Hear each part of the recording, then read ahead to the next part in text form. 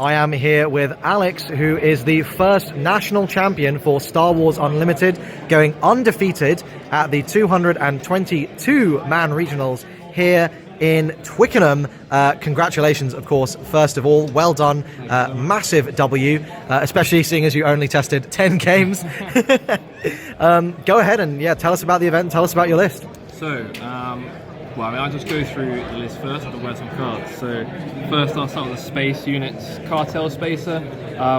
Probably the worst, initial open and play, but the dull effect in later turns is really good. It's really good in the mirror as well. It can dull down the 3-drop Boba Fett, which they will sometimes use in tandem with the No Good to Me Dead to try and kill the Boba leader off. It's just a solid unit, and 2-3 stat line is still fine. And we've got the 3 Stone Fleet Defender is, honestly, I think one of the worst cards in the deck. You just have to have space coverage. It dies to a lot of things that you don't really want your 3-drop to die to. There's the blue card, I'm not sure what it's called. It's -2/-2, and he was your base, stuff like that. It's also weak to Traitorous in the mirror and any green deck playing it. And if you don't lose the shield and they Traitorous it feels really bad because they've got a pretty good unit off the Traitorous. But you have to have some space coverage, and is probably the best thing. Consortium Star Viper, on the other hand, a lot better. It's just good against the aggro matchups. It forces them to take initiative more, forces them to actually kill units rather than just go face. And you can with ECL, it's very good because if you take the initiative for the on the first turn, or just any point in the game, and you ram this into Red 3 or any of the 2/3 spaceships or 2-attack spaceships, you get the heal. You have done your turn, so you get to theoretically keep the initiative. So if they don't kill it, it's like a heal 4 that killed a minion and probably killed another minion or dealt 3 to base. And then of course the main one, the big Donny card, is Fett's Fire Spray. Once this comes down, if your opponent's got nothing in space, they just kind of lose that arena and just start taking damage. There's really nothing to say about this card. I think it's probably the most powerful card in the set in terms of it's the most sort of charge damage you can do. It just comes in, readies. You can ECL ambush it as well, so it can hit a unit, then ready itself afterwards, attack again. It's very easy to play this card down in a position where they can't deal with it. It's only really stuff like Vanquish and Blue that really kills it. It's just effort for them to hit a 5/6, trades well into most of the space units. Great card, that's the space. Next is the Ground Greedo, probably the best 1-drop in the game. For some reason this guy has an effect, I'm not sure why, because Death Star Stormtrooper doesn't. But yeah, I hit this I think twice. It's got a 33% chance to hit because of the amount of events you play to units. And sometimes when it hits, it's it doesn't necessarily win the game by itself kind of thing, but it just takes a lot of pressure off, kills another 2-drop. It makes it a bit awkward for the death, the blue 3/3 trooper.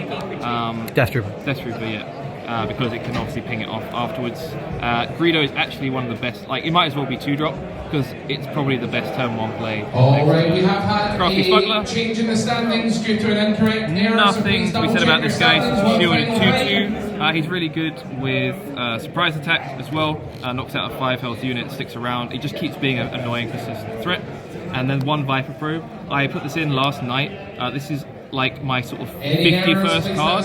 I wanted to have an extra 2-drop, so there's 10 2-drops. A lot of people run 11 to 12. I didn't really like playing that many 2-drops in Boba because I only care about getting to 5 mana with the ramp, so it's only really useful for aggro. This card was fine though, look at my opponent's hand, information's whatever, it's just a 3/2 unit. And then Super Laser Technician, very standard, nothing to explain about that. Boba Fett, again very standard, nothing to explain about that. Another good ECL target as well. I played a Grand Inquisitor round 6, and I got to ECL this guy against his bike scouter, whatever it's called, and it knocked off the shield he had from his base, and also then killed the unit and lived with 1 HP. Alright, Star Wars players, your final standings are now and live. Then we've got Bosk. If you are facing me at Tournament Bosk again, anything with ambush is really good. Bosk is a bit unusual because he ambushes, he kills a guy, normally lives with 1 or 2 HP, and then he is a consistent threat on the board, which is really good.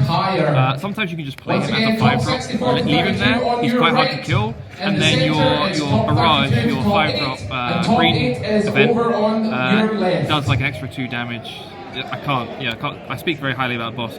Really like him as a character in the 5 seconds of screen time he got in Empire Strikes Back. And then Steadfast Battalion, my other 51st card. I'm very glad I put this to 3. It was at 2. A lot of the lists playing either 2 or 3. This is your main edge in the mirror match. I feel like if your opponent's only playing 2 and you're playing 3, it's just a higher likelihood you see it. Generally, if you have the initiative on the turn you're on 5 resource, you get to flip your Boba immediately. There's nothing they can do to kill it straight away unless they can surprise attack it with something that's on board, which normally isn't big enough to kill it. And then they can't flip their leader while Boba's active because you're just ECLing the battalion, so it creates a mind game for the opponent. And it's just a solid unit for a guy that's not unique as well. And then of course the big Donny Darth Vader. Nothing really needs to be said about this. The best thing you can do is 7 mana, ambush, gets a lot of good cards. He makes the 7th Fleet Defender a lot better as well. Gives you a nice space unit to cover if you need it, if you find it in the top 10. And then Reinforcement Walker. This one, again, not every list is playing. I play a bit more top end. I like the added health in the control matchups. It's just a big body, and if it lives the turn you play it, it's already gotten value. If it lives, you kind of just win the game. It's very hard. Please have your limitless page open, and if you have a form of ID, please be prepared to present it as well. 2 shoot first. A lot of people playing No Good to Me Dead. This card I don't like because in the mirror I don't think it's very good, because a lot of the time you use it to tap down leader or just tap down anything, and you kind of feel like the urge to not kill it. So you end up paying 2 mana, losing a card, throwing off your curve a bit, and then you're every time this got played against me, I got it played on Boba leader twice in one game, but then he didn't kill it, and eventually it came up, and then I was just miles ahead because I have a Boba in play. So shoot first was definitely my play over that. This card is great. It's very good with Crafty Smuggler or any true drop in general, because on the 3 mana turn, because of Boba's base hero power, you can shoot first their 2-drop and then immediately untap the mana and then play Resupply or Technician. So it's just a very nice card, and sometimes that 1 damage wins the game. Surprise Strike, I think this card's very obvious. Either does 3 to face or 3 additional to a minion. It's another way of using your leader to kill their leader. So basically, your opponent shouldn't really ever flip their leader while yours is active, because Boba can kill any leader that's early. Once again, I want to thank everyone for coming down to the Star Wars launch event. Waylay, not everyone's playing 3 of this. Some people today are playing 0. This is just a very good safety card. Gets rid of the shield tokens on units, get rid of the upgrades. Sometimes they steal your minion with Traitorous, you get the minion back. I can't speak more highly of this card, it's great all day. Also triggers Boba's hero power because it counts as a minion. You can begin to exit the building as we are beginning to pack down, and we don't want to do it while you're around. Resupply, very not the obvious one, the ramp. Yeah, solid card. You can't ever complain about ramp in card games like this. The 3 Overwhelming Barrage, one of the other big reasons to play green apart from ECL itself. It's just a very cheap board wipe, and it just gives the guy 2 more attacks, so it just hurts them more. There's just so many. This card was powerful at all times. The last card is 1 copy of Traitorous. Again, I wasn't sure if I wanted to play this. I had 1 change of heart in the main deck before. I had both of them, and I just thought Traitorous was better. I took loads of good minions. The only thing I was ever worried about was the red spaceship that defeats an upgrade. So obviously, if it gets defeated, they get the minion back. But that card is not usually in the main. It's only in red. So Traitorous is a big swing, and sometimes it's actually a better change of heart. Because if you take something like your opponent's Boba Fett, that's a really, it's a better than a 3-drop anyway. So great card.